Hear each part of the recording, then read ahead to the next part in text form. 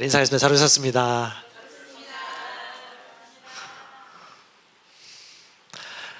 시간이 많지 않으실 텐데 연말에 시간을 내셔가지고 이렇게 참석하신 여러분 진심으로 환영을 하고요. 한 해 마무리하면서 하나님께서 저희에게 또 우리에게 주시는 하나님의 음성과 메시지를 여러분과 좀 잠시 좀 나누는 시간 갖도록 하겠습니다. 혹시 추우신가요? 춥지 않으시죠? 좀 꺼도 될 것 같아요. 너무 소리가 너무 커가지고. 제가 지난 10월 달에 태국을 좀 갔다 오면서 하나님께서 저희에게 주시는 은혜의 메시지도 있었고, 또 기도하면서 하나님이 주시는 응답들도 있었고, 또 제가 또 우리 함께 하시는 여러분들 교회와 성도들 생각하면서 하나님이 이 시점 가운데 우리 주시는 그 음성들을 여러분과 같이 좀 나누고 공감하는 시간 되었으면 좋겠습니다. 여러분, 하나님께서는 모든 사람들이 구원받으며 진리를 아는 데 이르기를 원하십니다. 특별히 저도 그렇고 여러분들도 그렇고 구원받았잖아요. 예수님을 너무 사랑하기 때문에 구원받았고, 그 사랑이 우리에게 흘러가고 있는데, 하나님께서는 지금 이 시간 그 아버지의 친밀한 가운데 오는 첫사랑을 우리 목사님과 사모님 안에 먼저 일어나기를 원하시고, 그리고 순전하게 그 사랑으로 말미암아서 행복하기를 원하십니다. 그래서 목회에 대한 부담 다 내려놓으시고, 뭘 이루고자 하는 목표를 다 내려놓으시고, 행복하길 주님이 원하시고, 부부간에 진짜 더 찐 사랑을 하기를 원하시고, 당신이 있음으로 말미암아 나는 만족하고 너무너무 행복하다. 천국이 지금 우리 가정과 우리 교회에 임했다. 진짜 이것이 하나님의 그림이고요. 뭐 100명, 200명, 뭐 3대, 4대 제자 사역, 그것이 중요한 것이 아니고, 하나님을 사랑하고 하나님을 사랑하듯이 가장 가까운 우리 이웃을 사랑하고, 눈을 마주치기만 해도 너무 행복하고 미소가 나오는 것이 진정한 목회이고 진정한 우리의 믿음의 삶이라는 것을 인정할 수밖에 없을 것 같습니다. 그런 면에서 여기 볼 때, 제가 볼 땐 다 우리 은진 전사님 빼고는 다 부부인 것 같아요. 그렇죠? 집에서 잘 아시겠지만 우리끼리니까 우리 사랑하는 남편 아내에게 축복했습니다. 사랑하고 축복합니다. 네. 어색하지 않으시죠? 평소 하는 얘기죠? 어제 제가 잠시 슈퍼맨 목사님하고 교제하고 모임을 좀 가졌는데, 갑자기 대뜸 저한테 물어보는 거예요. 목사님은 사모님한테 사랑한다를 몇 번 표현하시냐고, 평소에 자주 하시냐고. 평소에 저 자주 표현 안 하거든요. 왜냐하면 저희 아내가 그런 거 별로 안 좋아해요. 여보 사랑한다 하면 아내는 뭐라 하냐면, 나는 말하는 거 별로야, 행동으로 보여달라고. 그래서 용돈 달라고, 선물 달라고, 나는 사랑의 선물이 받는 거라고 이렇게 얘기하는데, 이렇든 저렇든 간에 말로도 시인하고 행동으로 하는 게 당연한 거겠죠. 그래서 저는 목회하고 또 선교사님들도 만나고 JMA 코칭도 하면서 느끼는 건데, 목회하시는 부부간에 천국이 생각보다 없는 경우가 너무너무 많고 힘들어하는 경우가 너무 많아요. 저도 이제 목회 초기에 개척하고 난 다음에 가장 먼저 일어난 것이 부부간의 다툼입니다. 근데 그 다툼이 뭐 다른 문제가 아니에요. 뭐 목회 때문에, 성도 문제 때문에, 그걸 처리하는 방법의 과정이 너무 의견이 상해가지고 서로 대립하는데, 그 일련의 과정을 거치면서 하나님께서 주시는 것이, 너 뭐 때문에 싸우는데, 왜 개척했고 왜 교회 목회하냐?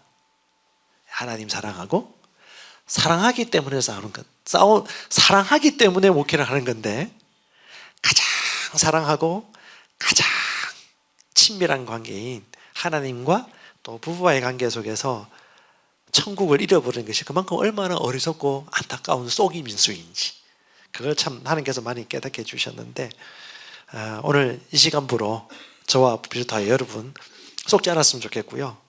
진짜 행복하셨으면 좋겠습니다. 자, 성도가 한 명, 두 명 없어도 부부만으로도 행복하다. 이거 결론 나셔야 됩니다. 예. 예, 이건 서론이고요. 예. 저는 우리 저희 부부도 마찬가지고, 우리 송유아 목사님 부부도 마찬가지고 행복하시죠? 예. 혹시 불행하신 분 계십니까? 그럼 이제 조정하시면 되겠고요. 우리 최승민 목사님 부부 여기 와 계신데, 우리 최 목사님 처음에 애기가 한 명이었는데 저희하고 만나면서 애를 2명 더 낳았어요. 애가 3명 되었습니다. 아멘. 예. 첫째하고 둘째가 간격이 얼마죠? 7년 차이고요. 그 다음에 둘째, 셋째 연달아 낳았고요. 그 다음에 청약 당첨돼가지고 서울에 입성하게 되었습니다. 어유 할렐루야 박수. 그리고 이분이 처음에 성도수가 얼마 되지 않는데 교회 건물을 구했어요. 근데 월세가 매달마다 200만 원 가까이 나가는 거야. 근데 보니까 목사님 너무너무 그 재정의 부담이 너무 큰 거예요. 이게 눈에 보여. 목사님 건물 할 필요가 뭐 있으면 건물 내려놓으십시오. 그래서 건물 팔고 내려놓고 그 모임으로 다른 데 임대 장소 얻어가지고 모임으로 하다 하면서 목사님이 또 이제 뭐 지금 하나님이 주신 또 부르심이 있는 거니까 목회할 뿐 아니라 성도들과의 삶과 사업 가운데서도 하나님이 부르심을 주셔가지고 지금 몇 달 전부터 사업을 하기 시작해가지고 지금 가장 행복한, 몸도 튼튼하고 부부관계 관계도 좋고 재정도 지금 부여와 형통을 지금 계속해서 누리게 될 것 같고, 일단 일기교회 우리 집사님 부부 내외가 자립하에서 그 사업을 하고 계시면서 목회를 하는데 전혀 눈치를 안 봐요. 그렇죠? 그러니까 이분들도 이제 그런 사역을 하면서 너무 행복과 만족감을 누리게 되는 것들을 보면서 너무너무 감사한 것 같아요. 하나님께서 주신 믿음은 우리의 삶이고 생활이라는 부분들을 다시 한번 생각하게 되면서 행복은 멀리 있지 않고 가까이 있다. 목회도 멀리 있지 않고 여기 안에 있다. 그래서 여기 있는 우리가 행복하고 즐거우면요, 사람들이 그 빛을 보고 그냥 배우고 알고 싶어서 올 것이라고 확신을 합니다. 오늘은 하나님의 목적, 하나님이 계획한 최고의 삶에 대해서 여러분과 단순하게 좀 나누도록 하겠습니다. 여러분, 가장 처음 예수님이 나를 사랑하셔서 내가 부름 받았을 때 그리고 주님 앞에 눈물 흘리면서 회개하고 하나님 사랑 때문에 감격했던 그 시간을 떠올리면서 여러분 순전한 마음으로 이 말씀을 같이 받았으면 좋겠고, 저도 지금 다시금 중학교 고등학교 때 하나님을 사랑하는 마음으로 순전하게 고백했던 그때의 마음으로 돌아가서 요즘 말씀을 묵상하고 있고 목회를 다시 시작하고 있습니다. 사람은 자신이 원하는 것을 다 성취했을지라도 그에게 참된 만족은 있을 수 없습니다. 그리스도인의 진정한 성공은 나를 구원하신 주님의 나를 향한 계획을 발견하고 이루는 것입니다.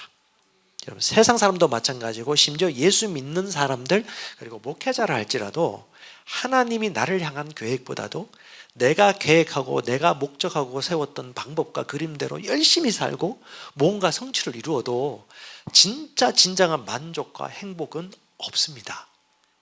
왜냐하면 에베소서 1장 17절 18절에 보면 주님이 나를 향한 주님의 부르심이 있습니다.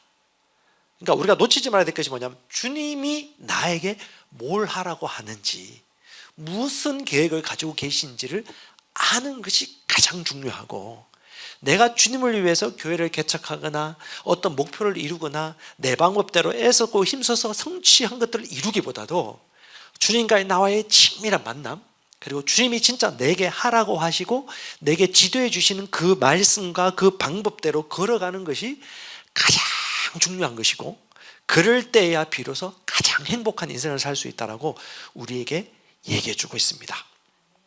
그래서 주님과 무관한 내 뜻대로 내 계획대로 내 방식대로 살아가는 삶의 결말은 전도서 2장에 정확하게 얘기하고 있는데 전 또 다시 새롭게 보이더라고요.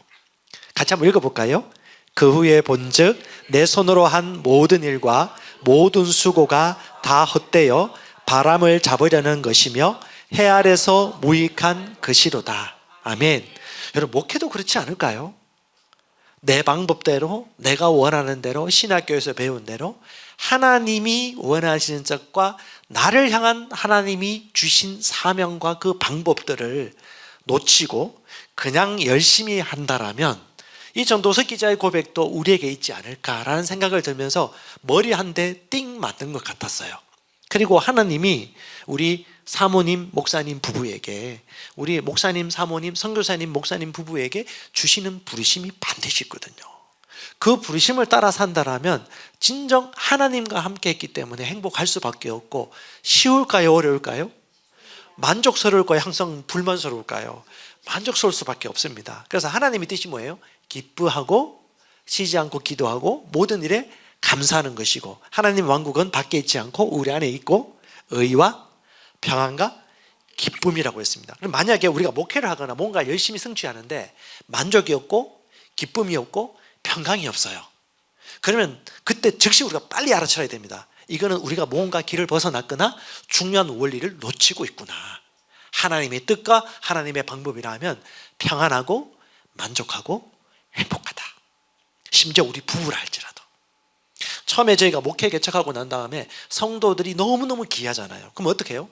너무너무 귀하다 보면 떠받떠고 삽니다. 그러다 보면 이분들이 자기가 왕인 줄 알아요. 그러면 자기 뜻대로 하지 않으면 목회자들을 뒤에서 험담을 하거나 부부 사이를 이간질시키거나 사모님 편, 목사님 편이에요. 그러면 그때부터 부부간에 갈등이 일어나게 되어지고 그걸 바라보는 목회자 자녀들은 충격을 받습니다. 교회 개척하고 하나님을 섬기는 것이 우리 부부님이 불행하구나. 그래서 예수님은 그렇게 좋은 이미지로 그들의 신앙의 대상이 되지 못합니다. 그래서 저와 아내가 그때 깨달은 것이 뭐냐 하면 하나님의 말씀에 맞추자.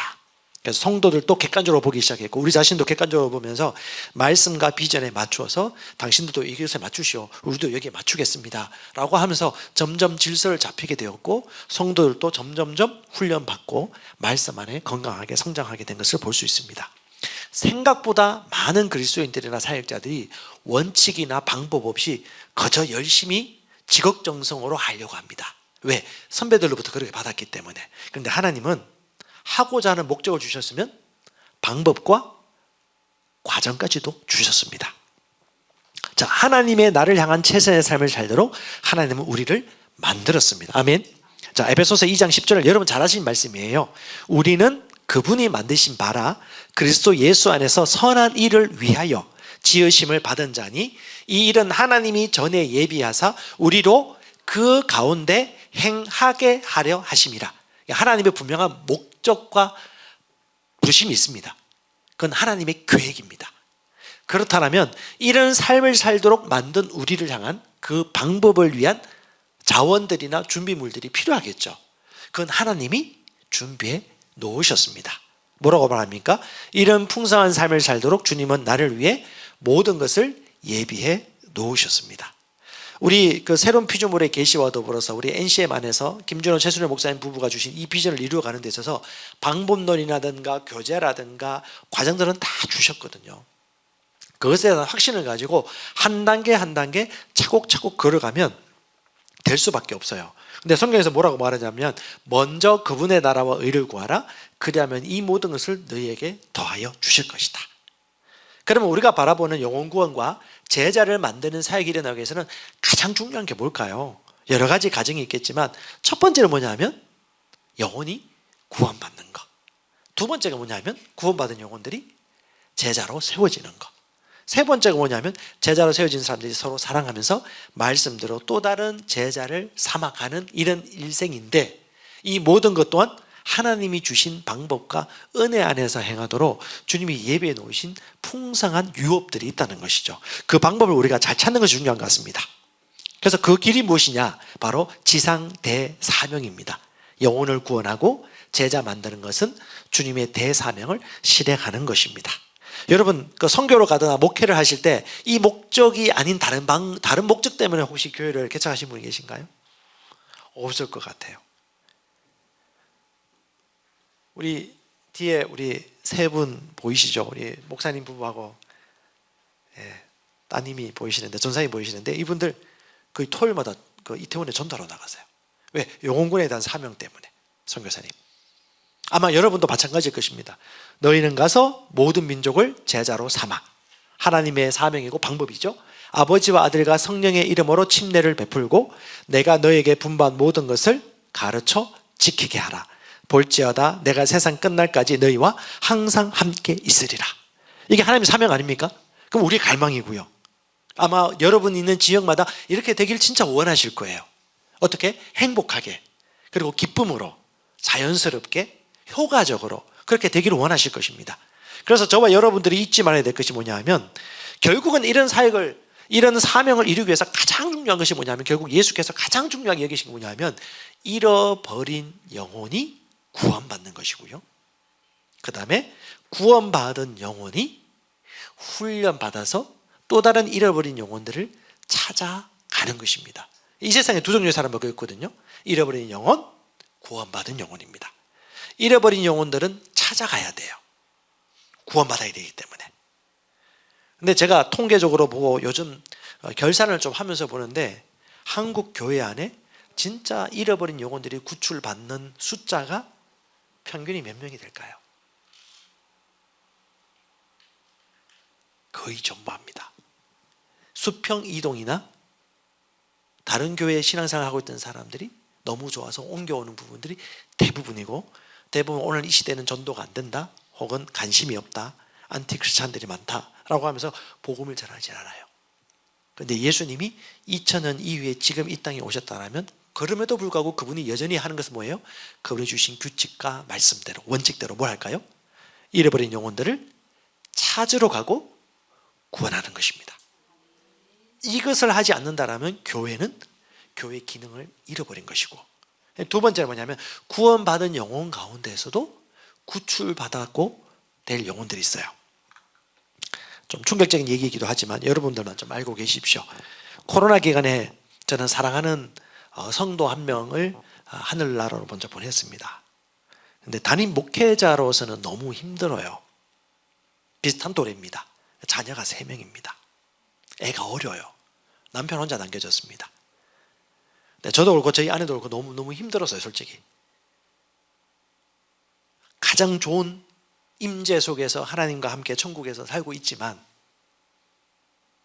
남겨진 남편과 자녀들, 그리고 같이 동역하면서 개척 초기부터 같이 했던 사람이었기 때문에 그 마음에 참 힘겨움이 한참 동안 갔었어요. 목회자의 그 아픔이기도 하고 또 한편에 또 아리는 마음입니다. 그런데 제 아는 목사님이 얼마 전에 또 자기 양을 한 명 먼저 잃었어요. 잃었다기보다는 뭐 주님 나라에 갔지만, 근데 이 지체가 성도인데 자살을 한 겁니다. 근데 담임 목회자이고 너무 친하고 너무 아끼던 사람인데 성도가 자살한 거예요. 그 상실감과 그 충격이 너무너무 큰 거죠. 그러면 목자이고 형제이고 가족이기 때문에, 우울증이나 조울증이나 정신병 요즘 걸린 사람 너무너무 많거든요. 그러니까 잃어버린 영혼이 아니고 구원받았음에도 불구하고, 예수 믿었음에도 불구하고 교회나 믿는 자들 속에도, 자녀들이나 집사님들 중에도요, 진짜 하나님의 말씀으로 자유함을 얻고 치유를 얻고 또 다른 사람 잃어버린 영혼들을 돕는 자리까지 갈 수 있는 그런 충성된 사람이 될 수 있도록 도와야 될 영혼이 너무 많은 거예요. 그러니까 우리가 해야 될 게 뭐냐, 이 두 가지 다 필요합니다. 잃어버린 영혼을 찾아 구원하는 거, 구원받은 영혼이지만 진짜 자유와 말씀을 통해서 훈련받고 회복되어야 될 사람들, 이것이 교회에서 자발적으로 효과적으로 이루어지는 것이 본질이고 사명이죠. 그래서 예수님도 말씀하셨습니다. 인자가 온 것은 잃어버린 자를 찾아 구원하려 함이라. 찾는 것입니다. 제가 말씀 보면서 하나님 앞에 회개도 많이 했습니다. 주님, 제가 찾는 열정이 얼마죠? 20대 때 20초 중반에 했던 그때 열정보다 제가 지금 열정이 어떻습니까? 제가 더 좋다고 얘기하기 힘들어요, 솔직히. 주님이 얘기해요. 너 목사로 부름받았냐? 내 아들이다. 먼저 뭐야? 영혼 구원하러 보냈지. 인자가 온 것은 잃어버린 자를 찾아. 내가 찾지 않으면 다른 사람 찾을까? 초점이 뭐지? 너 중심의 삶이 아니야. 내가 너를 위해 죽었듯이 넌 나를 위해 사는 거야. 모든 것은 배설물로 여기고 글수 아는 지식이 가장 고상하였던 사도 바울의 삶이 이랬고요. 그리고 그분의 제자들이나 요한 웨슬리도 그렇고 다 그렇게 살았습니다. 하나님이 그 본질을 얘기하는 거예요. 본질이 뭐야? 너 왜 그 자리에 있어? 요한복음 10장에도 얘기합니다. 내가 온 것은 양으로 생명 얻게 하는 거야. 그리고요, 풍성히 얻게 하는 거야. 잃어버린 영혼들에게 새 생명을 주는 것, 그 다음에 생명을 얻더라도 어떻게 해요? 풍성한 생명을 누리며 살 수 있도록 하는 것, 이것이 바로 교회의 본질이다. 이것이 성교의 본질이다. 목양의 본질이라는 것을 주께서 다시 한번 기초로 돌아가서 우리 양심 가운데 얘기해 주시는 것입니다. 그리고 사도행전 1장 8절에 이것을 하기 위해서 하나님이 주신 게 뭐냐? 성령 하나님입니다. 오직 성령이 너희에게 임하시면 너희가 권능을 받고 예루살렘과 온 유대와 사마리아와 땅끝까지 이르러 내 증인이 되리라. 그러면 우리가 이런 예수의 복음을 증언해 잃어버린 영혼들을 구원하고 풍성한 삶을 얻도록 하는 최고의 방법이 무엇일까요? 우리 안에 계신 성령과 연합하고 충만함을 받는 것입니다. 오늘날 우리 한국 교회뿐 아니라 기성교회의 가장 중요한 게 뭘까요? 그러면요, 주님 말씀에 성령 충만이 없다. 성령 충만이 없다. 왜요? 성령 충만하면요, 잃어버린 영혼에 대한 그 마음과 갈망이 끊어질 수가 없습니다. 그러니까 증인이 될 수 있는 길은 뭐예요? 성령 충만이고 성령의 인도를 받는 것이죠. 그러면요, 하나님의 성령 충만하면요, 하나님의 사랑이 그렇게 크게 저에게 이해가 되어지고 그 은혜와 사랑 때문에 복음을 전하지 않을 수 없는 그런 긴박감이 생기는 것이죠. 가장 중요한 초점입니다. 오늘날 교회를 향한 하나님의 부르심. 요즘 크리스 목사님께서 유튜브 가운데서도 마지막 때가 가까웠다고 계속 얘기하고 있거든요. 마지막 때가 가까우면 가까울수록 어떻게 됩니까? 산으로 도망가야 됩니까? 네. 더 주께서 하라고 하신 일들을 해야 되겠죠. 어찌 보면 저와 여러분, 우리 몸된 교회를 향한 하나님의 마지막 부르심이기도 합니다. 이건 조사했습니다. 만 19세 이상 계신 교인 5년 이내 출석한 남자 여자 대상으로 458명을 추출해서 2021년 8월 20일부터 9월 13일까지 한국교회 탐구센터에서 통계를 냈는데, 이건 여러분 정확하게 좀 이해할 필요가 있습니다. 교회 출석할 무렵에 겪었던 삶의 고난이 뭐야? 그러니까 대부분 고통과 아픔이 있기 때문에 교회에 출석합니다. 76%예요.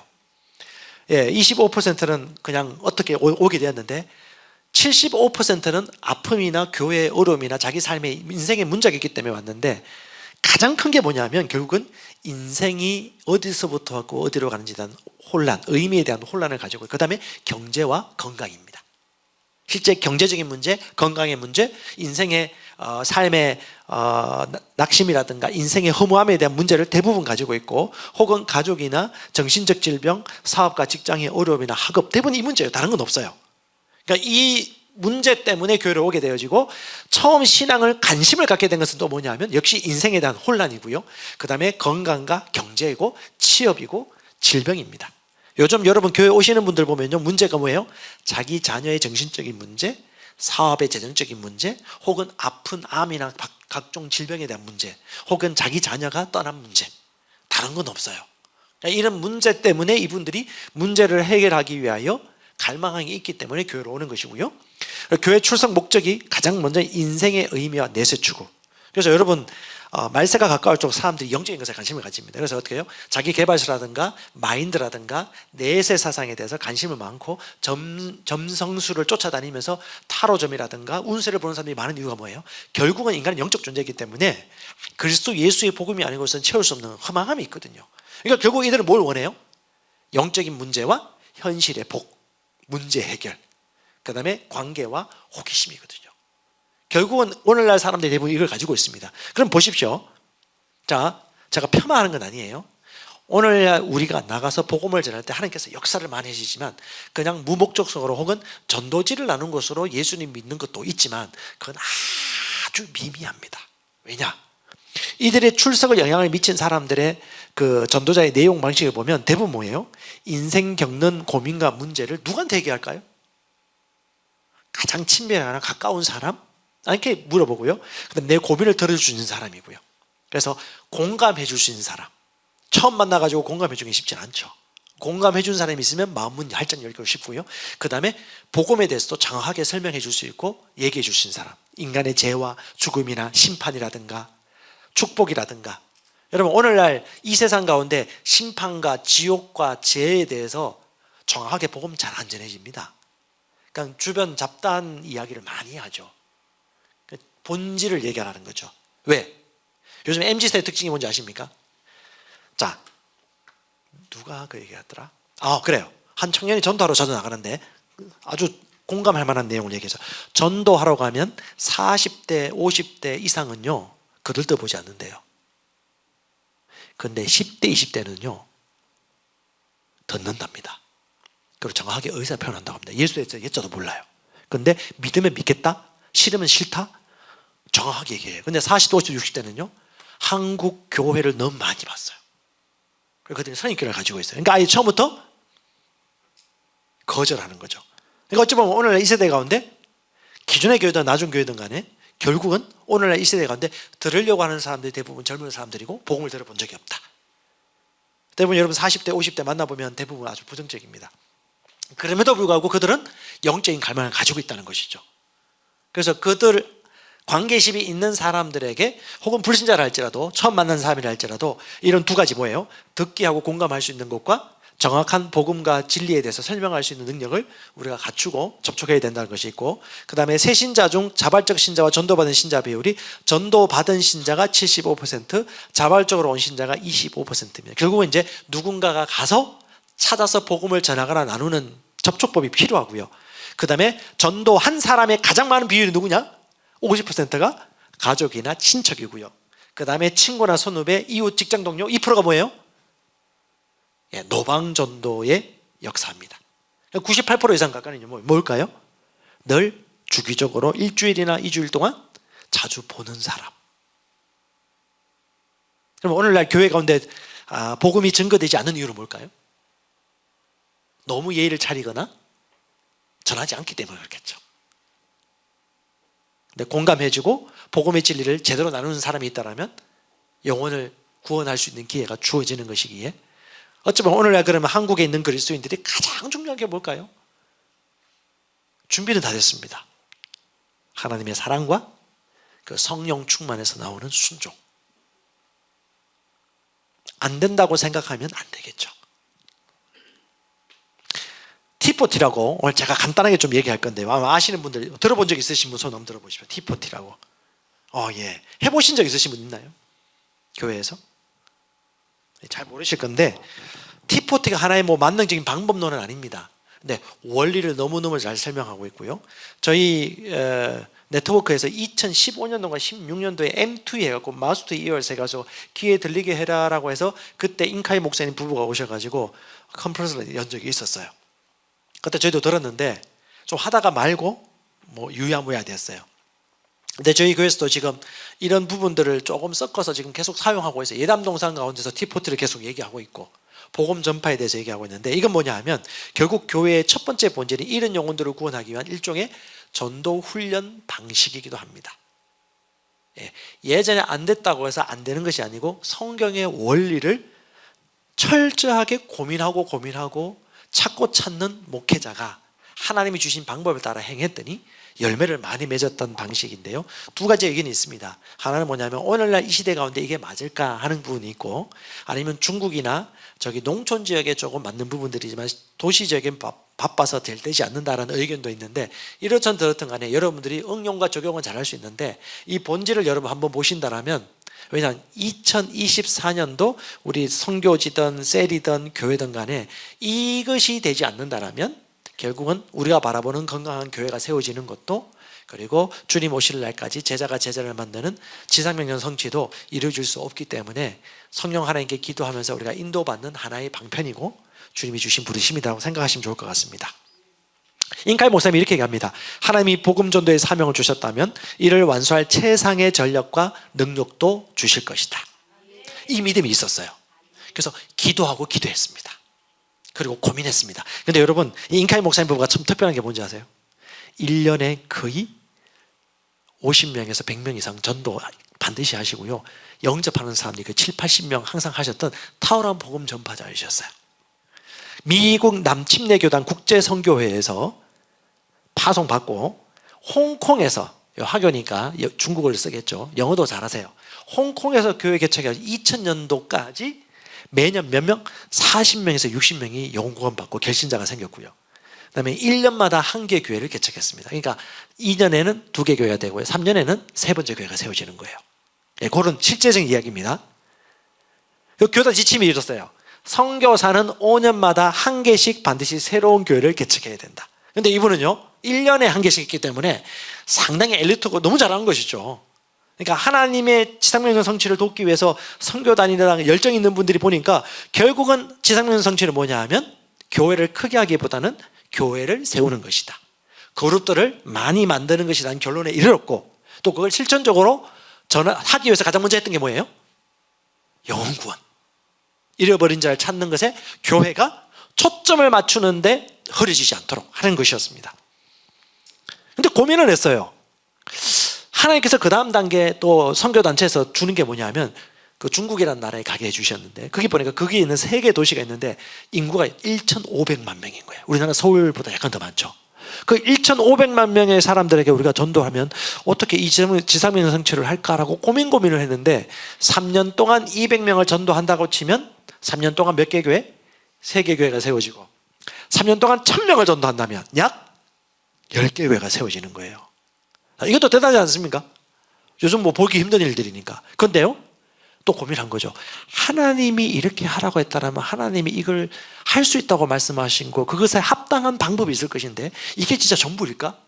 라고 고민을 하기 시작한 거예요. 기도하면서.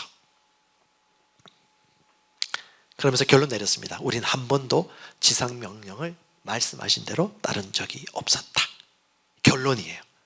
하나님의 방법대로 하지 않았다. 이런 열매가 있었지만 오늘날 수많은 교회와 또 지도자들이 이런 고민을 해볼 필요가 있는 거죠. 지상명 성취를 우리가 해본 적이 있는가? 주님의 방법대로. 지상명 성취가 뭐예요? 가서 제사 삼는 거고 아버지, 아들, 성령님은 침례를 베푸는 것이고 가르쳐 지키게 하는 것인데 3개 도시의 1,500만 명에게 복음을 아무리 열심히 해도 우리가 아무리 열심히 한들 그것을 이룰 수 없겠구나라는 자각을 하는 거예요. 그러면서 다시 한번 주님께 기도하면서 하나님의 성령의 인도를 구했어요. 하나님, 이건 아니군요. 우리가 아무리 열심히 해도 안 되는군요. 존경도 받고 전도의 열매가 맺혀서 전도왕이 될지언정 주님의 지상명 성취는 아니군요라고 철저하게 깨닫고 난 다음에 또 기도한 겁니다. 그때 기도하면서 하나님께서 깨닫게 해주신 것이 있어요. 뭐냐면 결국은 뭐냐? 오는 것이 아니라 가는 것이다. 대부분 교회들은 오길 기다리고 있지 가지 않는다는 거예요. 계속해서 가야 된다. 두 번째가 뭐냐면 몇몇이 아닌 모든 사람에게 가야 된다. 자, 보통 처음에는 오라고 하는데 교회를 만들어 놓고 최대한 많이 모으려고 하잖아요. 교회가 조금만 시간 지나면 안정적으로 살고 싶어 합니다. 그런데 어떻게 해요? 계속해서 가라고 그래요. 우리 그 시형 복된 교회가 제가 처음에 만났을 때 가장 충격적인 게 뭐냐 하면 80~90%가 불신자가 전도된 교회예요. 근데 그 핵심이 뭐냐면 김기현 목사님이 전략을 짜가지고 밥 해주시고 아기 봐주시고 너무너무 그걸 잘할 것 같은 사모님을 전력적으로 보낸 거예요. 그래서 사모님이 엄청 액티비합니다. 그래서 나가서 복음 엄청나게 전했는데 예수 믿고 많이 돌아오고 지금은 거의 퍼센테이지가 처음 예수 믿은 분이 몇 퍼센트 정도 되나요? 교회 성도들이? 80%. 성도수의 80%. 충격이었거든요. 지금도 80% 된 데가 있을까요? 그게 찾기 힘들걸요. 그러니까 그냥 이렇게 하신 거예요. 오라고 아니고 찾아간 거야. 근데 사모님 같은 제자들이 더 많았다면 계속 이렇게 더 유지되고 더 올라가겠죠. 두 번째가 뭐냐면 전도할 때 간상을 보고 가는 게 아니에요. 내가 볼 때 이 사람 예수 잘 믿을 것 같다, 좋은 분위기 난다로 가지 않고 어떻게 해요? 그냥 가는 겁니다. 왜? 몇몇이 아니라 모든 사람에게, 너희는 가서 모든 족속에게 복음을 전하라고 했으니까. 그래서 모든 사람에게 가는 겁니다. 여러분 이스라엘 갔다 오신 분들 아실 겁니다. 이스라엘은 산지 지역 있죠. 유대 땅 산지 지역은요 대부분 산 꼭대기에 있고 밭 평지가 거의 없습니다. 예, 뭐 팔레스타인 지역이라든가 저기 이스라엘 평야 이외에는요 대부분 산지 지역이고요. 그게 그 구릉이 있고요. 거기에 조금 이렇게 평지가 약간 비스듬하게 있어요. 그것도 평지가 거의 비스듬하게 있는데 거기 보면 비가 많이 내려오면서 한 번씩 폭풍과 치면서 비가 많이 내려오면서 땅이 그 흙을 쓸어내리는데 한쪽에는 돌이 모이고요. 한쪽에는 가시가 모이기도 하고요. 또 한쪽에는 아주 고운 모래가 모이기도 합니다. 그러면 씨를 뿌릴 때 이걸 다 구분할 수 없어요. 왜? 그 산지 가운데 섞여 있는 땅이기 때문에. 그래서 씨를 그냥 막 뿌려요. 그냥. 그러면요 같이 붙여 있어요. 그럼 뿌리면요 옥토밭에서는 씨가 잘 나고 열매가 잘 맺고 가시나 덤불이나 돌짝밭은요 잘 맺히지 않아요. 또 뭐냐면 씨 뿌릴 때 어떻게 뿌린다 이스라엘 사람들은? 다 뿌립니다. 전도 해보시면 아실 건데 진짜 담배 안 피고요 착하게 보이는 사람이 있고 껄렁껄렁하게 침을 탁탁 빼서 담배 피면서 이렇게 있는 사람에게 복음 전해보면 우리 선교사님 어떠세요? 껄렁껄렁해 보이는 사람이 더 잘 예수 믿어요? 아니면 착하게 생긴 사람이 더 잘 예수 믿었어요? 통계상 짧게 얘기하면 껄렁한 사람. 예, 실존입니다. 실존. 저도 그랬어요. 복음을 전해보면 담배 피고 있다가 갑자기 이 복음을 얘기하면 갑자기 자세 전환하면서 그렇게 고분고분한 양처럼 하는 걸 보면 제가 그때 깨달았습니다. 아, 이게 사람 보는 것과 하나님 보는 건 다르다. 근데 하나님은 방법이 뭐예요? 모든 사람이라고 하니까 모든 사람에게 해야 되고 기다린 것이 아니고 찾아가야 된다는 거. 건강해야 되겠죠. 예. 자, 누가복음 10장입니다. 어느 집에 들어가든지 먼저 말하고 평안할지어다 하라. 그 다음에 if, 만일. 이게 모른다는 거예요. 그냥 하라는 거예요. 만일 평안을 받을 만한 사람이 거기에 있으면. 이 평화의 사람 뭐냐면 people of peace, 이렇게 평화의 사람 뭐냐면 말씀 잘 받을 사람, 그리고 말씀을 잘 또 다른 사람에게 전할 사람이 있다면 평안이 그에게 머물 것이지만, 내가 전했는데 튕겨나와, 이 사람이 나를 거절하거나 나를 욕하거나 전혀 인상을 쓰고 받지 않아요. 그러면 누구한테 온다? 나에게 온다라고 얘기하고 있는 것이 하나님의 원칙입니다. 세 번째가 뭐냐 하면 교회 멤버를 많이 모으기보다 뭐 하라? 제자를 만들어라. 그러니까 우리가 지금까지는 교회를 하면 멤버를 많이 모았는데 예수께서는 정확하게 제자를 만들라고 해요. 이게 뭐예요? 하나님의 말씀입니다. 하나님의 원칙입니다. 우리가 여기서 절도 뒤로 물러서면 안 돼요. 지금 시절이 어떻고요, 코로나 이후에 대한민국 성도들이나 한국 사람들은 이렇다는 얘기한 거 아니에요. 하나님의 말씀이 최종 권위이고 원칙이다. 그래서 여러분 중요한 건 뭐냐면 이 세 가지 핵심을 우리가 순종하는 것이 중요합니다. 오라고 기다리는 것이 아니고 찾아서 가는 거, 몇몇 사람만 정해서 하는 것이 아니고 모든 사람에게 전하는 거, 그 다음은요 교회의 멤버가 아니라 교회 안에 제자를 많이 만드는 거. 그럼 오늘날 수많은 게, 저도 마찬가지지만 멤버는 만들었지만 제자는 많이 못 만들었습니다.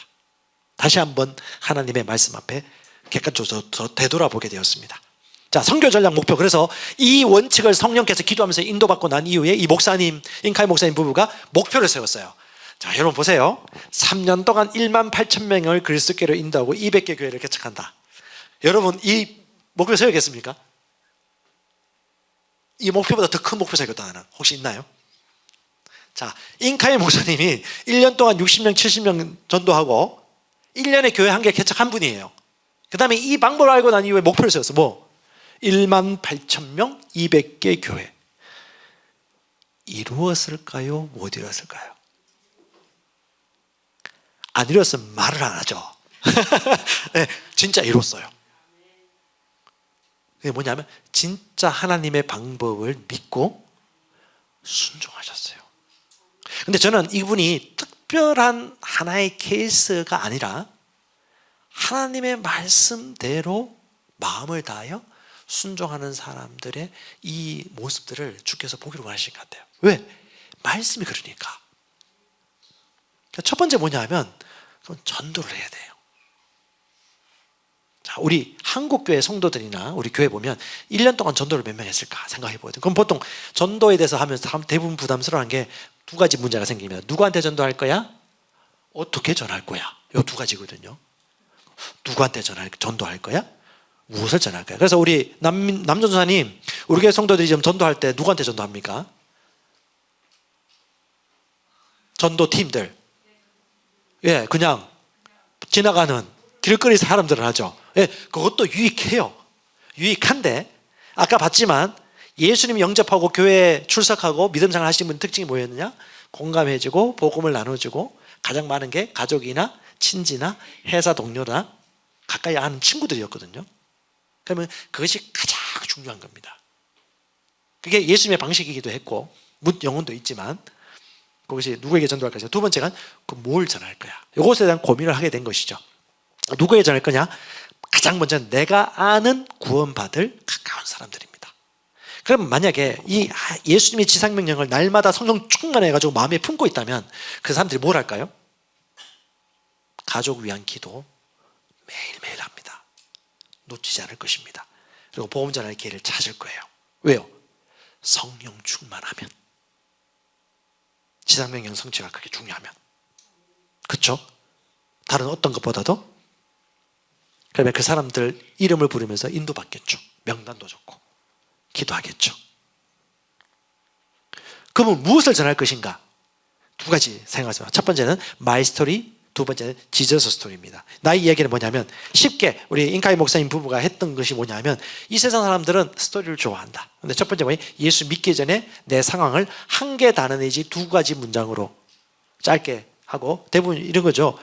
예수 안 믿다가 믿은 사람들 같은 경우는 인생의 목표를 찾았거나 술 먹던 사람이 술을 끊고 알코올 중독에서 해방되었거나 혹은 성질 내던 사람이 성질이 온유해졌거나 때리는 사람이 회개하거나 뭐 이런 것들이 있겠죠. 그걸 한 단어나 한 두 문장으로 만들고 그 다음에 영접한 계기를 얘기하거나 예수 모태신앙이나 이런 사람들은요 하나님께 새롭게 헌신했던 경험들을 짧게 하고요. 그 다음에 거듭난 이후에 변한 단어를 상황을 한 단어나 두 문장으로 만드는 건데 이것을요 다 준비시키고 연습하게 하고 성령 안에서 기도하면서 실습을 하는 거예요.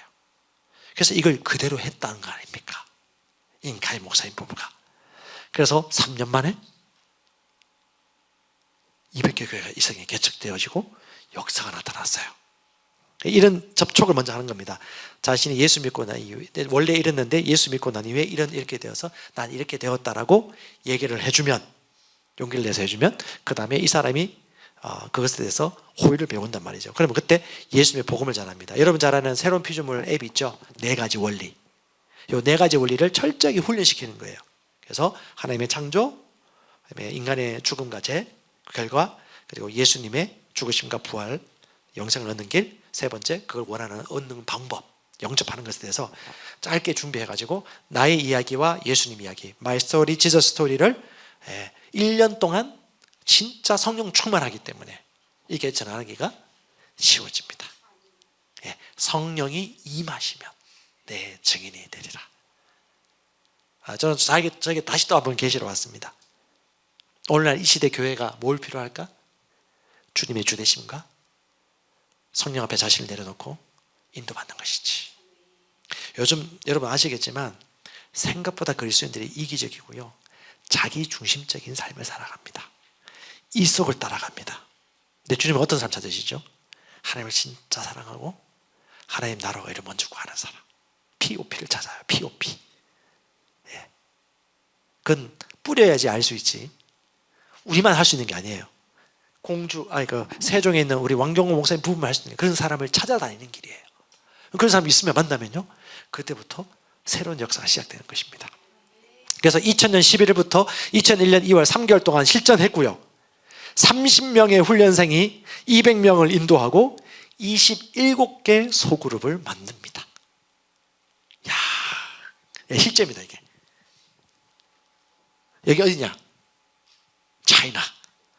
차이나라는 동네에서 일어난 일들입니다. 실제 그런 일들이 났는데 그래서 이걸 가지고 와서 놀랍게 성령께서 역사하셨으니까 대한민국에서 이것을 하자라고 우리 옛날에 그 NCD 셀 목회 있잖아요. 막 한국을 팁 쓰지 않았습니까? 그때 저도 대구 있다가 여기까지 막 올라와서 맨날 며칠 막 듣고 그랬는데 이게 프로그램으로 오면 실패합니다. 1, 2, 3 있으면 1, 2, 3 다 하셔야 돼요. 보이는 것과 보이지 않는 것 형식뿐 아니라 그 본질적 내용까지. 그게 뭔지 제가 입에 다시 붙거든요. 몇 가지가 있긴 있는데 그 방법이 뭐냐면 그대가 많은 증인을 통하여 나에게서 들은 것을 누구에게? 믿음직한 사람들에게 전수하십시오. 그러면 그들이 다른 사람들 또한 가르칠 수 있을 것입니다. 이게 하나님의 말씀입니다. 그러면 하나님은 이렇게 하라는 거예요. 충성된 사람, 전할 많은 사람에게 전해라. 그러면 이 사람이 그런 사람이 아니면 전해도 소용없다는 걸 예측을 해야 되고 전했다면요 그 사람이 할 것을 믿고 우리가 이렇게 투자를 하는 것이에요. 이게 하나님의 방법이에요. 자, 여러분 노아 홍수 때 노아 가족이 몇 명 살아났습니까? 노아 아내 그 다음 셈, 함, 야벳 그 다음 아내 1, 아내 2, 아내 3 며느리 3명 그래서 총 8명이 새로운 인류의 조상이 되었죠. 노아 홍수 후에 그 가족만 살아남았습니다. 롯은요 그 멸망당하는 그 땅에서 유황불 내리는 곳에서 구출받았습니다. 몇 명이 살아남았습니까? 4명. 누굽니까? 롯 아내 2딸 아닌 것 같은데요. 누구? 몇 명? 3명. 롯 2딸 롯의 아내는 소금 기둥이 되었죠. 원래 이 아내도 구출 받아야 됐고, 그 다음에 두 딸의 남편인 사위들도 구출 받아야 되는데 세 명을 잃어버렸죠. 원래 계획은요, 아브라함을 생각하사 롯과 가족들이 다 구출받는 겁니다. 아멘. 이게 하나님의 계시입니다. 결국 가족이 구원받아야 돼요. 자, 라합은요, 그 멸망하는 여리고성에서 몇 명이 살아남았습니까? 어렵다. 이번에는 성경 퀴즈입니다. 전도사님, 가장 푸릇한 전도사님, 몇 명 살아남았을까요? 1번 5명 내외, 2번 10명, 3번 50명 이상.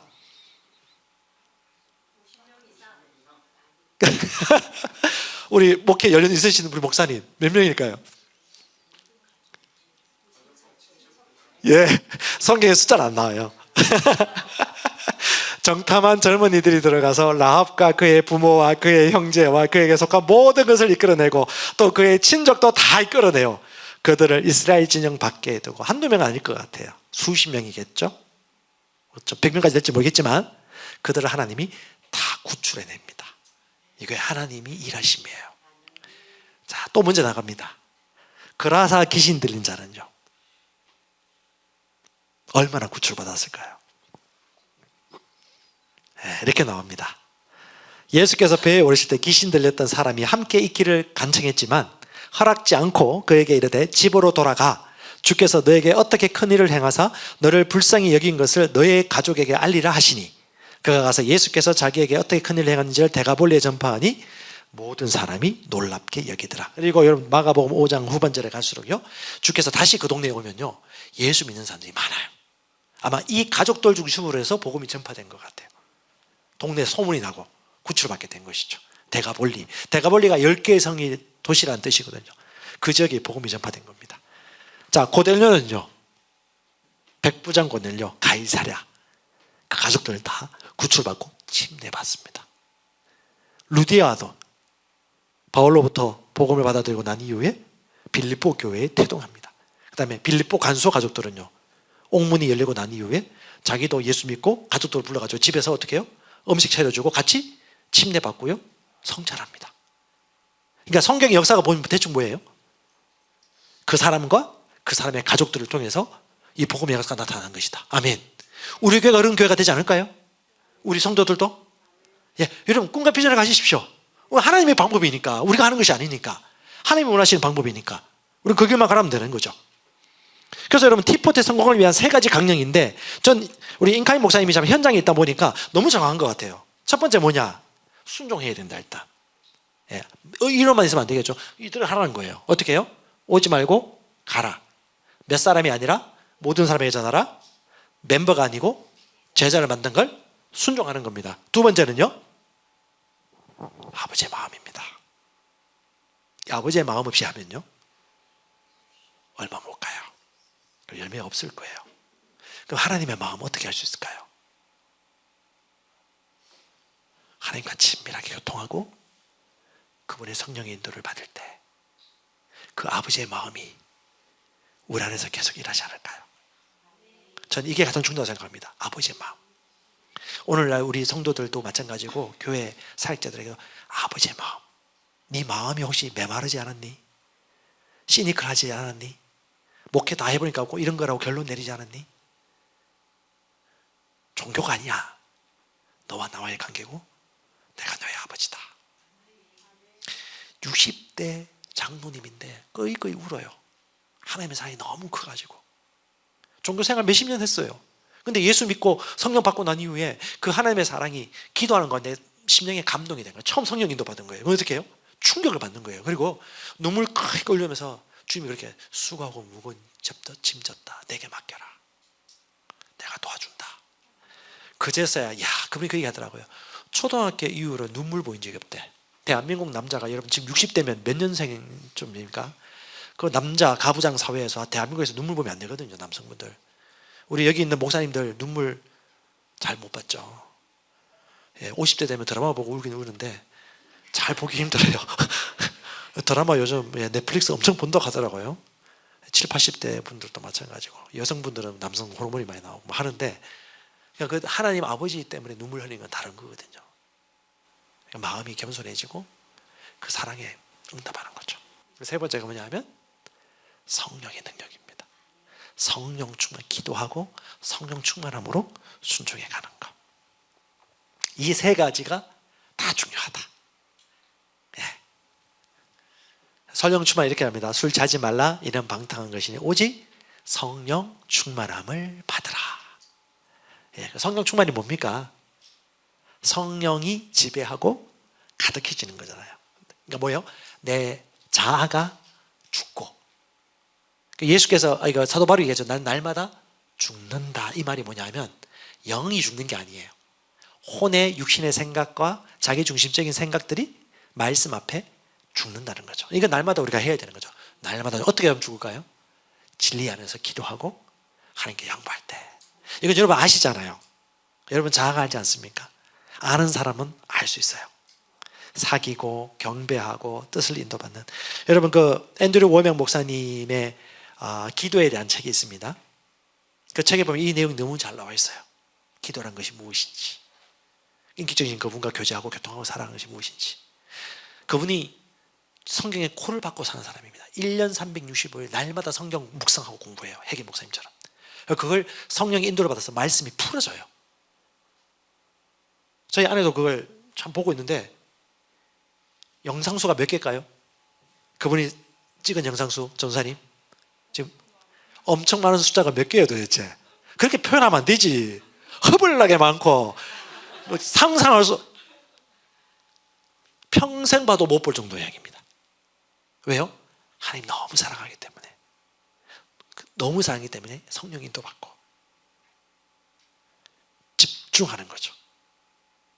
이 세상 삶보다 하나님의 삶이 실제니까, 보이는 것보다 보이지 않는 게 더 실제니까. 그래서 그분과 교제하고 찬양하는데 좀 이렇게 영혼 구원받기를 원하고 변화되기를 원합니다. 단계를 정리하겠습니다. 첫 번째는요, 지상명령 순종에 대해서 동기부여를 받아야 되고요. 그리고 우리 도와주는 겁니다. 성도들에게.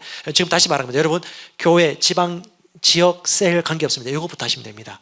나부터 그렇게 하고 또 한두 사람 오면 이거부터 하세요. 지상명령 순종에 대해서 말씀을 가르쳐서 같이 동기부여 받는 것입니다. 이러면 영혼 구원하는 것. 두 번째는요, 전도 대상자를 기도하면서 명단을 작성하는 것입니다. 이것에 대한 부분들은 일단 여러분 요 T40 DNA라는 책이 있어요. 이 책에 좀 나와 있는데 그냥 보면 모를 수가 있습니다.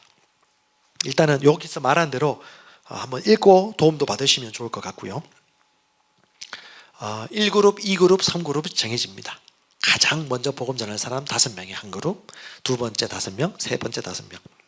그러면요, 매일마다 성령 충만하고 기도하면요, 기도하면 기도할수록 영혼에 대한 갈급한 마음이 더 생기겠죠. 명단을 그룹하고요, 그 다음에 간증문 작성하고 말하는 걸 연습합니다. 작은 데는 우리 목사님 사모님들이나 소수 사람부터 먼저 하면 되는 거예요.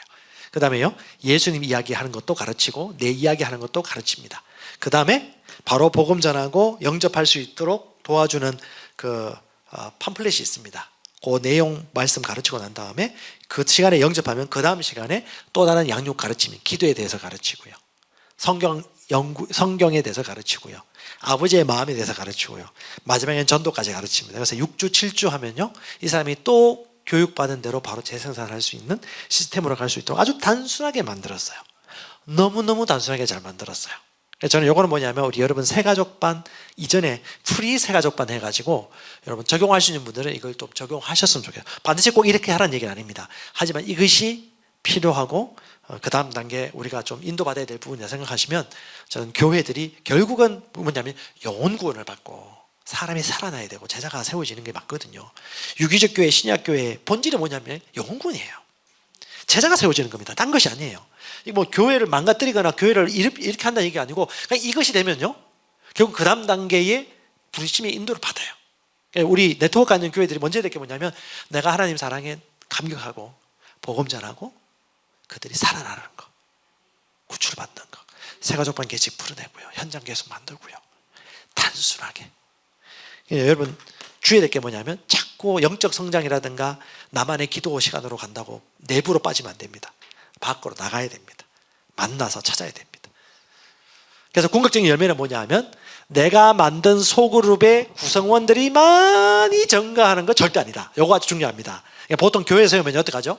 한 개 교회 그냥 그 1인 지도체제를 그냥 증가시키려고 하는데 이건 지상명령 성취가 아니에요. 하나님의 방법이 아니에요. 진짜 원하는 방법은 뭐예요? 1차 소그룹이 또 다른 2차 소그룹을 만들고 충성된 사람을 통해서 그걸 할 수 있도록 만들고 그 2차 소그룹이 3차 소그룹 3대까지 계속 재생산, 비전도 재생산, 복음 전파도 재생산, 훈련과 양육도 재생산하는 이런 시스템을 만드는 것이 뭐냐? 궁극적인 열매인데 이거 아주 중요한 핵심 키포인트입니다. 오늘날 많은 교회들이 이것을 놓치시면 안 됩니다. 예, 오늘 제가 말하는 분이 DNA입니다. 자, 요거는 뭐냐 하면 태국 방콕에 김민성 선교사님이 자기 아내분이 우리 대형교회 목사님 따님입니다. 그러니까 어떻게 해요? 외국인 선교사가 자기 나라에 와서 소위 하이클래스 집단의 사람들을 만나서 복음 전하기 쉬울까요? 어려워요. 근데 가족이 있잖아요. 목사님이 우리나라에 치면 이제 영락교회나 명성교회처럼 그런 큰 교회 담임 목사님이셨어요. 그러니까 대부분 하이클래스 집단에 있는 사람들이겠죠. 유학 갔다거나. 그 친구들 만나가지고 젊은 사람들 그룹 모임을 하는 거예요. 원래 2개 그룹인데 이들은 같이 모인 거거든요. 그래서 같이 식사를 하고 여기 보면 요 자매가 뭐냐면 이 자매의 남동생이고 남동생의 와이프예요. 이 자매 같은 경우도 이 복음 만나고 난 다음에 구출을 받은 거예요. 이 자매의 남편이 여기 있네. 요 2명인데 지금 교회 개척 사역에 김민성 선교사의 제자들이에요. 그러니까 이들이 모여가지고 밥을 먹어요. 편하게 찬양할 때도 있고 안 할 때도 밥을 먹어요. 그냥 밥 먹고 자기 은혜 간증 얘기 나누고 그 다음에 성찬하고 이때 우리가 왔다고요. 통돼지 새끼 돼지를 2마리 잡았습니다. 그 갈라가지고 잘라가지고 중국 요리를 합니다. 그래서 같이 먹고 음식 먹고 교제하고 성찬하고 그다음에 질문 있으면 지금 우리가 왔으니까 Q&A도 하고 그런 시간을 좀 가졌고 사업하면서 하나님이 주신 은혜 이런 것들 같이 나누고 애들하고 같이 모임을 하고 있는 소그룹이 태국 방콕에 2개가 있습니다. 가성비가 쩔어요. 뭐 찬양팀 필요 없어요. 묵창기찬 설기찬 필요 없어요. 총신대 안 나와도 돼요. 장신대 안 나와도 돼요. 순복음 신학교 안 나와도 돼요. 하지만 질서가 있습니다. 믿음의 권위가 있습니다. 지고지순을 하나님을 사랑합니다. 이 그룹들을 인도한 분이 누구냐 하면 김민성 선교사님. 누구? 목자, 풀타임 목자. 장기적으로 보면 여러분들 그런 그림 그려 좋으실 것 같아요. 그 다음에 누구냐? 요거는 뭐냐 하면 시골입니다. 시골. 치앙라이 산꼭대기에 있는 마을입니다. 산꼭대기에 차 타고 한참 가야 돼요. 야, 그 산꼭대기에 마을이 있나 싶은데 진짜 마을 많아요. 진짜 수만 명이 삽니다. 거기 동네 집에 거실에 모여가지고 교회가 없으니까 매주면 이 말씀을 하는 교회를 여기 자매 한 명 있는데 이 자매가 인도를 하는 거예요. 가족들 다 모아서 이 모임을 하고 모여서 기타 치고 찬양하고요. 기타 없으면 그냥 노래 부르고요. 그 다음 어떻게 해요? 성찬하고 중보에서 나눔하고 서로 기도하고 이게 끝이에요. 그러니까 초대교회 모임과 똑같은 거죠. 중국의 소그룹 모임, 셀 모임이죠. 근데 교회예요, 교회. 이거는 치앙라이 도시에서 모이는 교회 그룹 모임입니다. 가정들이 주일 되면 한 40명 모여서 예배 드리는 곳이에요. 여기 건물 하나 임대했어요. 왜? 같이 모일 데가 없어가지고. 같이 모여가지고, 가족들하고 모여가지고 예배 드리고 찬양하고 말씀 나누고 기도하고. 이런 소그룹 모임이 또 있고. 또 하나 요거는 뭐냐면 우리 갔던 팀의 전도 그 리더 그룹 있죠. 리더 그룹들의 최고 큰 언니 있어요. 부라고. 요 언니가 참 가장 큰 언니 분위기 있잖아요. 널걸널걸 하면서도 한국에서 10년 가까이 돈 벌어가지고 땅 사가지고 그 맹땅에 집 짓고 밭을 읽어가지고 아카종만 먹는 특이한 풀이 있습니다. 그걸 길러서 사업하고 있어요. 자기 자족이 되는 거죠. 그리고 자동차 자기가 기름 넣고 자기가 차 몰고 한국에 오니까 그게 되는 거예요. 그래서 태국에서 한국 가면 엄청 부러움을 사는 거죠. 이분들이 와가지고 뭘 하냐 하면 사업하고 자영업 되니까 어떻게 해요? 재정과 시간의 자유가 있는 겁니다. 어떻게 해요? 전도할 때마다 같이 따라다니는 거예요. 그리고 이분이 한 번씩 리더를 여기 자기 집에 초청해. 그건 뭐예요? 이렇게 진수성찬, 풀. 너무 맛있어요. 이게 주식이거든요. 근데 우리 아내 너무 좋아하더라고요. 이게 풀. 풀로 준비한 풀. 너무 맛있어요. 고기도 있고, 예, 쌈 싸먹는 것도 있고, 이렇게 했는데, 근데 이게 아지트예요. 리더들끼리 모이는 큰 언니가. 그러니까 뭐 관계십에서. 이게 어디요? 오산에서 제자 훈련한 거죠. 그러니까 깊은 관계십 가운데 유전 말씀의 DNA가 전달된 사람들이 있으니까 태국에 가서 이사하게 되는 거지. 그냥 한 건 아닙니다. 그러니까 시간이 걸리는 거죠. 제자 만드는데. 그럼 이거는 뭐냐 하면, 그 커피, 기억이 안 나네요. 그 커피, 도이창 커피 들어봤습니까? 태국에. 야, 태국은 커피의 진심인 나라입니다. 제가, 우리 아내는 커피 좋아했고, 저는 커피 그냥 주는 대로 먹었거든요. 처음에 다방 커피 먹었고, 그다음 스틱 커피 먹었고, 그럼 아메리카노 쓴 걸 왜 먹나 싶었어요. 이해 안 가는 사람이었습니다. 그러다가 이제 아메리카노 익숙해져가지고 아메리카노만 먹고 깔끔하게 먹는데, 도이창 가서 제가 뭘 넣는지 아십니까? 커피의 진심이 뭔지 깨닫게 되었습니다. 고급 커피의 맛을 봤어요. 이게 늦게 배운 모모가 참 그렇다고. 이제 웬만한 거 못 먹겠어요. 이게 수준이 너무 올라가가지고. 도이창에 가보면 이 청년들이 또 모이는 모임이 있어요. 가니까 청년들 딱 모아요. 청년들 뭐 같이 혼혈도 있지만 이렇게 사람들 모여가지고 같이 예수 믿는 사람, 예수 믿고 구원받은 사람, 새롭게 예수 믿어야 될 사람, 이 사람들 늘 모아놓는 거예요. 가면 가서 같이 나눔하고 기도하고 침례하기도 하고, 한 달, 두 달에 안 갈 때는 이분들끼리 모여가지고 같이 식사하고 교제하고 나눔하는 거예요. 근데 이게 어떻게 해요? 그냥 문화예요. 자, 장단점이 있습니다. 도시에서는 도시대로, 시골에서는 시골대로 모양대로 해야 될 거예요. 여기서는 먹을 게 없거나 하기 때문에 어떻게 해요? 그냥 비슷하게 잘라가지고 성찬하기도 하고요. 음식 먹기도. 도시에서는요, 좀 더 멋있게 또 다양한 음식을 가지고 하긴 하겠죠. 그 중요한 건 뭐냐? 원리가 뭐예요? 하나님의 가족, 복음, 생명, 가성비 값. 가성비 값. 저 복역어는교회 지금 사역자가 찬양 인도하고 있습니다. 이 복음을 잘 모르지만 하는 사람, 오래 할 수 없을 것 같아요. 이런 데는 그게 필요 없어요. 누구든지 할 수 있습니다. 그래서 여러분, 저도 보았지만 하나님이 진짜 세우시는 공동체가 있습니다. 예수 이름으로 모인 가족들, 소그룹. 저는 그것이 일단 우리 여러분 목회자 가정, 그리고 좋은 소그룹의 원형 소그룹들이 모여요. 떡을 먹으며 잔을 마실 때마다 주의 죽으심을 그가 오실 때까지 전파하는 것이 뭐예요? 성찬입니다. 제가 본 것이 뭐냐면, 성찬하는 그룹만큼 교회가 세워지겠구나. 성찬 그룹을 인도하는 사람 수만큼 교회가 세워지겠구나라는 것을 성령께로부터 받았습니다. 여러분, 오늘 성찬할 거예요. 여러분도 이 의미가 무엇인지 안다라면 집에 가셔서 성도들과도 이걸 하시고, 여러분들이 이 본질적인 의미를 알았다면 그분들에게도 복음 증거와 더불어서 이 성찬할 수 있는 소그룹들, 진짜 아버지의 마음을 알고 성령 충만함으로 주님이 주신 지상명령을 순종하는, 배가하는 그룹들이 모이는 모임들을 여러분 많이 만들어지는 것을 애쓰지 말고 먼저 보셨으면 좋겠습니다. 같이 봅시다. 이게 우리의 갈망이 아니고 어떤 특정 단체의 목적이 아니고 진짜 하나님의 갈망이고 하나님의 원하십니다. 부르십니다. 존 웨슬레가 이런 말을 남겼습니다. 나는 감리교인이라 불리는 사람들이 유럽 혹은 미국에 존재하지 않게 될까봐 별로 두려워하지 않는다. 내가 진실로 두려워하는 것은 그들이 아무런 능력이 없는 종교의 행태 속에서 죽은 집단의 상태로 존재할까 하는 것이다.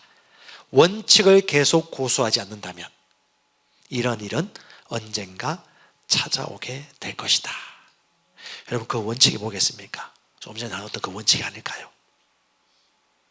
기다리기보단 찾아가는 거, 멤버보단 제자를 만드는 거, 몇몇 사람이 아니라 모든 사람에게 나누는 거, 그리고 아버지께서 그 속으로 안에서 하라고 하신 것들을 이룰 수 있는 그런 그룹들이 많아지는 거, 그것이 주님이 원하시는 게 아닐까요?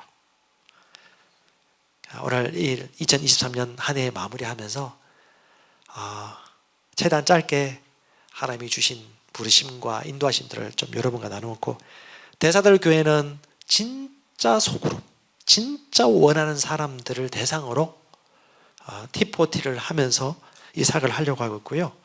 예담동산 들어보셨을 겁니다. 예담동산이 T4T와 연계되는 것입니다. 그래서 혹시 소그룹이나 성도들이 좀 있고 한다라면 대사들 교회 예담동산에도 한번 오셔가지고 직접 참관하시고 T4T가 어떻게 연계되어지는지도 좀 제가 볼 땐 자산이라 생각이 되어져요. 그러니까 예담동산 때 처음 예수 믿고 구원받은 사람들을 불러요. 새가족반 하신 분들 이런 분들 새가족반 하신 분들 불러가지고 뭘 하냐 하면 섬깁니다. 우리 알파처럼 섬기고 강의가 나와요. 강의가 다른 것이 아닙니다. 셀 모임에 대해서 하나님의 부르심의 계획에 대해서 그리고 교회에 대해서 본질적인 의미 나누고 세족식 하고 그런 시간들을 가지거든요. 그래서 그것도 여러분 한번 인도 받으시고 한 걸음 한 걸음 가시면 좋겠고 제가 대사들 교회 안 있다가 왔잖아요. 2020년도에.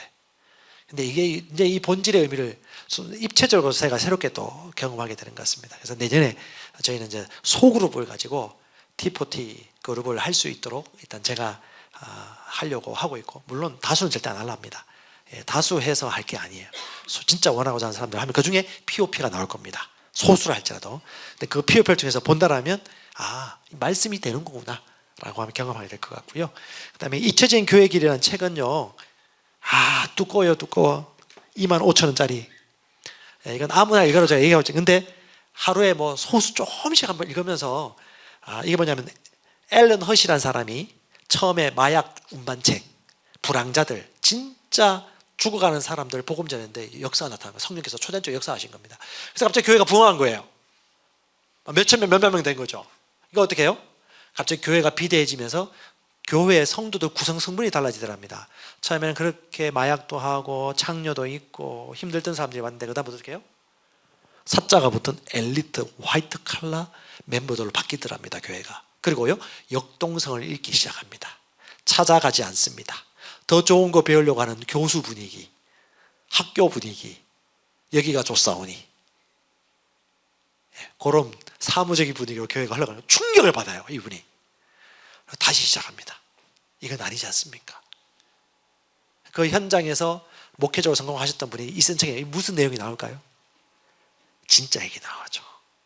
근데 이게 처음 보면 잘 모를 수 있어요. 성령 인도를 받고 잘 보셔야 됩니다. 그래서 6, 7가지 진짜 하나님이 세우신 교회가 성장했던 요인들을 6, 7가지 있는데 그 중에 하나가 뭐냐 하면 제자를 반드시 만들었다는 거. 또 하나가 뭐냐면 인본주의적인 목회가 아니고 주대심, 바닷말로 주님께 물어보고 주님이 주신 방법대로 걸어갔다는 거. 또 하나가 뭐냐면 앞으로 풀리겠지만 오중직임이 교회 안에 성도를 통해서 골고루 드러나도록 했다는 거. 뭐 여러 가지가 있어요. 여러 가지가 있는데 여러분 많이 읽으면 힘들어요. 조금 야금 먹으실 분들 이 책을 읽어보셨으면 좋겠고 그 다음에 요거는 뭐냐면 T4T에 대한 책입니다. 강의를 잘 편집해가지고 적은 것 같아요. 처음에 좀 헷갈릴 수가 있는데 단순하게 일단 처음에 있는 것만 일단 보시면 좀 이해될 것 같아요. T4T DNA라고 책이 되어 있는데 인카이 그레스카이 두 분이 쓰신 책인데